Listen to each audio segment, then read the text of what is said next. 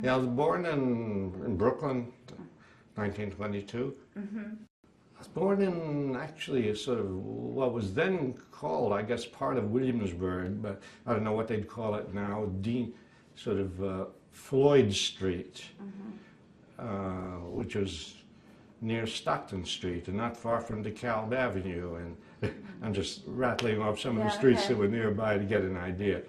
Yeah. Floyd and Stockton aren't familiar to me, but of course Yeah. DeKalb is just up there. Yeah. When did you come to the Brooklyn Navy Yard? Yeah, well, it was in 1940. I was 18. Young people were desperate for jobs. In my background, my neighborhood, my situation, kids didn't go to college at the age of 18, they went to work. And so I took a test. They announced there was a civil service test to become an apprentice in the Brooklyn Navy Yard. And like, I don't know how many thousands of young people took that test. I think 30,000 young people took the test for 400 jobs. And the 400 guys who got 100 on the test got the jobs. And so I was one of those 400.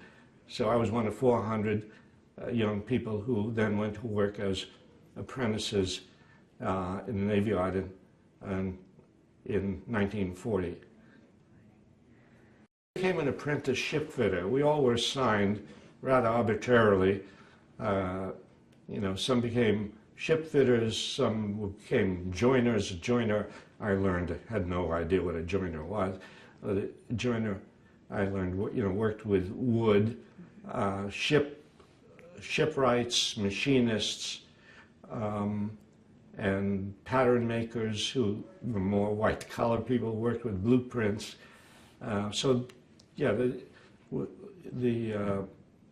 apprentices were divided along these different specialties, and so I soon found myself working as an apprentice ship fitter with a real ship fitter, a senior ship fitter, and we had a little team of the ship fitter, his apprentice, me, and then working with us and around us, a welder, a riveter, a burner, a chipper. I soon learned what all of these people did. But we, the apprentices, decided we had to organize. I was getting, $14 a week, of which after deductions, it was something like, $12 and something. And I would give $10 to my mother and father and keep $2 of spending money for myself. So we're getting $14 a week, and we decided, we needed to get more money and, be organized and be able to bargain with the Navy Yard for, certain conditions. And so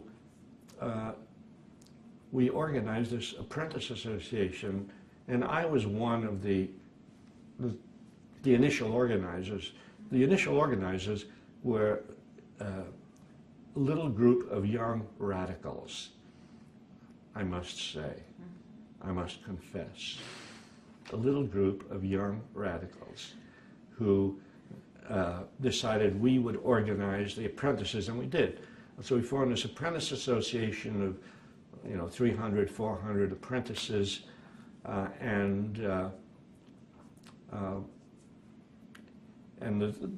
that little organizing group that initiated it, and there was me, and there was a guy who was a machinist, and there was another guy who was a shipwright, there was another guy who was a sheet metal worker.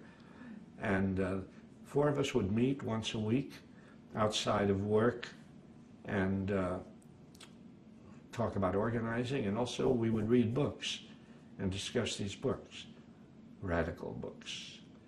Like what? Political books. Well, we would read Upton Sinclair, Jack London, and Karl Marx. And so, yeah, we'd read and discuss, and yes, we were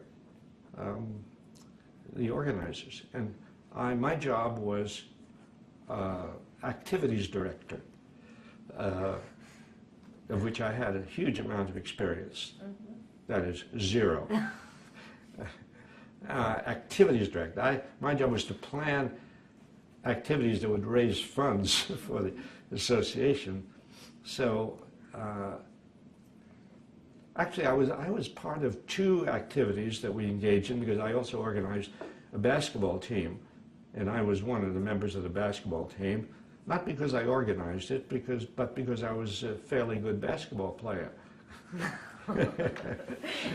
And at that time I was 6'2". I think now I'm 5'2". No, I'm not. I'm just a little less. But at that time I was 6'2". At that time you didn't have to be 7 feet tall to be a basketball player. 6'2" was okay.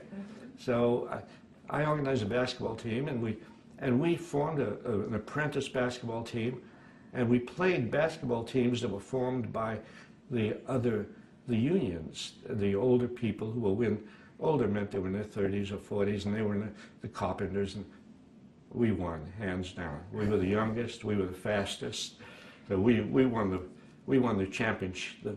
We were the Brooklyn Navy Yard champion basketball team. And the other thing that I organized was a moonlight sail, and to raise money. A moonlight sail on the Hudson River. Hudson River was as close as we could get to the Riviera.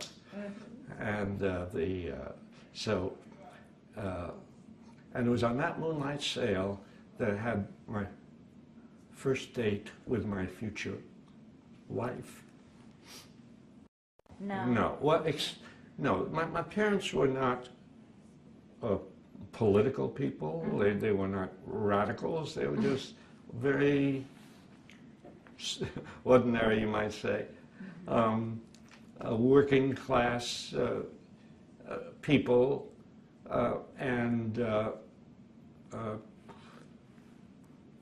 my father was a waiter.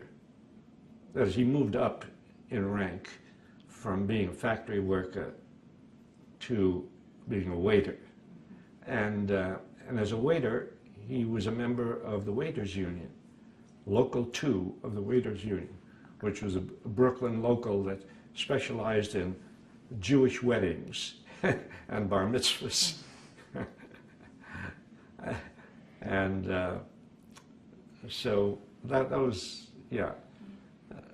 So he was a union member, and there was some vague connection between his union and some bunch of gangsters who extorted money from people in the union in order to get them jobs. Wow. And